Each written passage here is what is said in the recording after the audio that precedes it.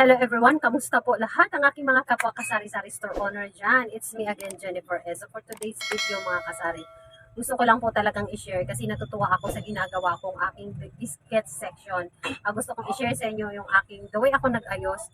Biro nyo mga kasari, 30 kinds of biscuits and snacks. Yung mga snacks natin is napagkasya ko siya sa iisang lagayan lang, yung ating glass nga. Kung nakasunod kayo sa aking video, alam nyo na iisa lang pong glass ang ginagamit ko para sa aking mga biscuits and aking mga snacks. So, maliban doon, meron tayong nasa taas ng mga candies. Ito ay simpleng-simpleng vlog, pero ito ay makakatulong po sa inyo, lalo na yung aking mga bago, mga subscriber dyan, na nagnanais na magkaroon ng isang ganitong negosyo, sari-sari store. So, excited talaga ako i-share sa inyo kasi nga, 'di ba, sa sobrang init, alam niyo naman na mainit ang panahon, so magkikilos tayo kapag wala na ang araw. Dahil kung may araw pa pag umaga, parang hindi tayo komportable kumilos kasi talagang pawis na pawis tayo, no? Kasi sobrang ang init. And hindi natin maayos-ayos ang ating mga pinamili. Sa standby muna sila, so hintayin natin na yung bumaba pa yung araw. Like ngayon, anong oras na? 7, so medyo maluwag-luwag na oras sa mga kasari. 10 minutes to 7 o'clock in the evening. So medyo maluwag-luwag na oras po, kaya medyo nakapag-share tayo na. And nag-ice kasi ako mga kasari, kaya gusto kong i-share sa inyo kung paano ko ba inayos yung aking mga biscuits. Bakit ito inagkasya? 30 kinds, talagang in fairness, binilang ko mga kasari. 30 kinds ang aking biscuits and napagkasya ko siya sa isang glass lang. Wait lang, wait lang kasi bumili siya ng 2 gantang na bigas and magpapakasin pa. Wait a while. Ayan, nabalik tayo mga kasari. Natapos na yung aking customer. Ayan, nagpapa-Gcash at bumili ng 2 gantang na rice. So, excited talaga ako mga kasari kasi nga, ang aking glass na yan is konti lang talaga ang nailalagay ko. No, konti lang ang nailalagay ko. Tapos, hindi ko na ilalagay ang lahat ng aking mga binibentang mga biscuits. So, iniisip-isip ko habang walang bumibili, no? So, tinitingnan ko, paano ko kaya mapagkasya? Ano kayang arrangement ang gagawin ko para magkasya yung aking mga biscuits sa aking lalagyan? Kasi yung iba, hindi ko na nai-display, nakaparpak pa rin doon sa taas, doon sa aking mga stockan, pero hindi wala siya dito sa retail. So, naisip-isip ko, paano ko kaya gagawin? Ayun, naisip ko, ganituhin ko pala paglagay. At the same time, makikita talaga ni customer kung anong klaseng biscuits o snacks ang meron ako. Kasi nga naman, ang tindahan natin ay maliit lang, hindi tayo masyadong kalakihan, at hindi natin talagang mailalagay ng mabuti yung ating mga paninda. Nakitang-kita ni customer. Kasi nga maliit ang ating space. Min-maximize lang natin ang space ng ating tindahan para kahit pa paano ma-display natin ng maayos ang ating mga paninda. So, ito na mga kasari. So, ito na mga kasari ang ginawa ko. Ayan, tingnan niyo po. So, dito start tayo dito sa ilalim. Meron tayong water tops. Ito ay presyohan ko na rin mga kasari. Itong binibenta ko to ng tag 10 pesos. Si buttercream, ito number 2 natin. Best seller ito, 9 pesos. Meron tayong combi na chocolate, which is 8 pesos. And meron tayong calv cheese, Riches, and Richoco. So, ang ginawa ko, napansin yung mga kasari, pinatayo kong ganyan. Kasi kung pinaslant ko ng pinahiga ko ng ganyan, hindi ako makapaglagay ng ganito sa isang row na to, sa isang compartment na to. Hindi ko mailagay ng ganito karami. So, naisip ko pa paano ko kaya gagawin. O kaya ginawa ko is ganito, pinatayo ko na lang siya. At least nagkasya, meron tayong 3 klaseng Riches Richoco na tagti 13 pesos. So, sa unang compartment na to, napagkasya ko ang 1, 2, 3, 4, 5, 6 na klase. O, diba? Brilliant idea mga kasari, diba? So, dito naman sa pangalawang compartment, kasi ito may division dito sa ilalim, meron ako nilagay ditong Doughy Donut, which is isa na lang talaga yung ating red, and yung ating blue, yung milk and chocolate, yung 2 klase. Tapos meron tayong Skyflex dyan na tag 8 pesos, and Ribisco cracker na 8 pesos din. And dito, actually 31 kinds pala, kasi meron akong green dito na fudgy bar, kita ba mga kasari, ayan. And meron tayong chocolate, meron tayong cheesecake. Ito pala is tag 10 pesos. While ito itig 12 pesos. Kasi extra big ito mga kasari, medyo malaki. At mas mahal, kaya benta ko ay 12. Si Doberry ay 10 pesos kasi talagang mahal ito sa amin. And si Oreo ay 10 pesos. Si Chocomocho ay 10, si Hello 7. Naman tayo guys, kay naputol tayo kasi may bumili lang, no? Marami kasing bumibili. Kaya ngayon natin dudugtungan ulit.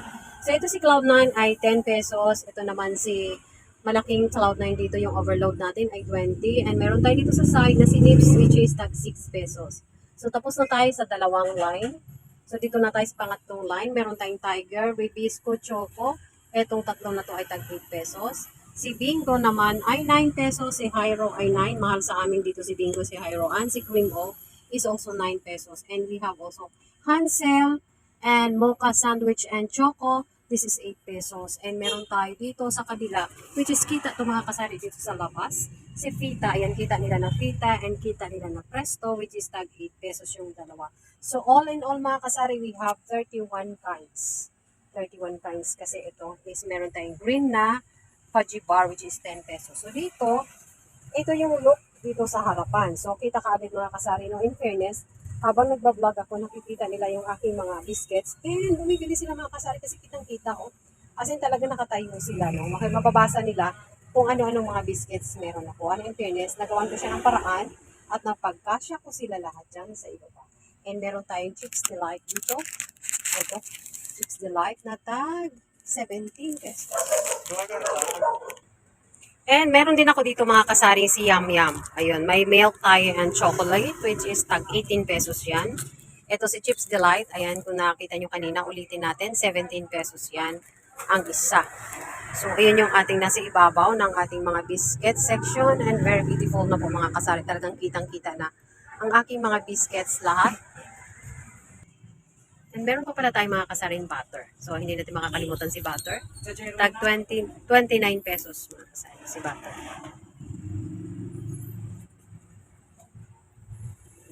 So, ito mga kasari yung laman niya. Kung dito tayo sa likuran, ito yung laman niya, no? Ito yung nandito. So, mabilis ko silang makuha kasi naka-line up yan yung ating water tops. Yun yung nakatayo doon na buttercream. So, mabilis siyang makuha dito ba? Easy to get, easy to access. Ito naman, so yung nakatayo doon. So, ito naman si Calchis, ayan, Richoco, Richie. So, dito sila ay nakahiga, no? So, kasi doon, may siningit tayo doon na isa na yung biscuits, no? Isang klase. So, kung ginanito ko sa harapan, hindi ko maisingit yung isa. So, hindi kita, hindi natin kaagad-agad makuha yung per kind ng ating paninda. Lalo na kung isa ka lang dito sa tindahan mo, so kailangan mabilis mong ma-identify yung paninda at mabilis mong makuha kung saan mo yun siningit. Ayun, so ako, dahil kabisado ko, so mabilis ko siyang makuha. And magandang pagkakaayos ko mga kasari ha, kasi mabilis po siyang makita kung ano yung mga panindang nandyan. Dito yan sa loob ha, dito yan sa loob sa akin, hindi yan doon sa may sa harapan. So yun, mabilis mo rin makuha yung mga biscuits na nandyan, yung doughy, at saka yung ating Skyflex, ayan, mabilis makuha. Ayun sila, oh, mabilis makuha, mabilis kong makuha lahat ang mga panindang yan. At ma-identify ko kaagad na ito pala yun siya. So yun na aking share mga kasari, no? Ito kasing mga to is very fast moving, kaya mabilis na at kailangan magandang pagkakaayos. Makikita ka agad ni customer kasi talagang every now and then nabibili ang ating mga biscuits. Dahil nga sa mainit, pinaparesa nila yun ng ating mga juices, no, and ating mga drinks. So yung mga drinks naman natin, mga kasari, ay nandito naman yun na area. Dito ko nilagay. Ayan, so dito ko nilagay. And meron pala ako ditong flat tops, mga kasari, ay 25 pesos per pack. Ayan, meron din akong stick ko, ayan o. Oh, iba-ibang stick ko, ayan, 25 pesos yan, isang ganito. And ayan, ito binibenta ko rin ng isang box yan. Case hindi ko binibenta ng isa-isa para hindi naputol. Kasi pag naputol na, hindi na mabibili, malulugi tayo. Kaya ang ginawa ko, kung gusto nila kung maliit ang budget, ito walang budget, maliit. Kung gusto nila maramihan, ito meron tayong malaki. At ito ay 92 pesos. So 92 ko siya binibenta. Isang ganito, isang garapon, and itong maliit ay 25. So, dito lahat yung aking mga drinks. Ayan. Andyan sila. Andyan sila lahat. And yun yung mga extra big mga noodles. Ayan. At ang ating mga Alaska, pa-Alaska natin. Dahil mainit, so mabili ang mga sweetened and mga ibab natin dyan sa itaas. And, yung mga noodles natin mga kasari ay sinegregate ko na. Nilagay ko dito sa mga box na yan. Para hindi sila nakahalo dito sa aking mga pansit canton. Ayan. So, meron pa tayong mga dingdong dito. Siningit ko na lang. Kasi nga, ang ating space ay maliit. So, dito meron din tayo dito mga nagaraya. Pang front natin ng mga kasari. May mga boy bawang, may mga dingdong. Ayan yung mga kape natin. Mabilisin natin makukuha na dyan sa ilalim. At kung gusto nila, yung mga to, ito yung mga old stocks. Pero hindi, mga ano pa yan, tagal pa yan, ma-expire. Kung gusto nila ng mga toy, nandun naman sa taas.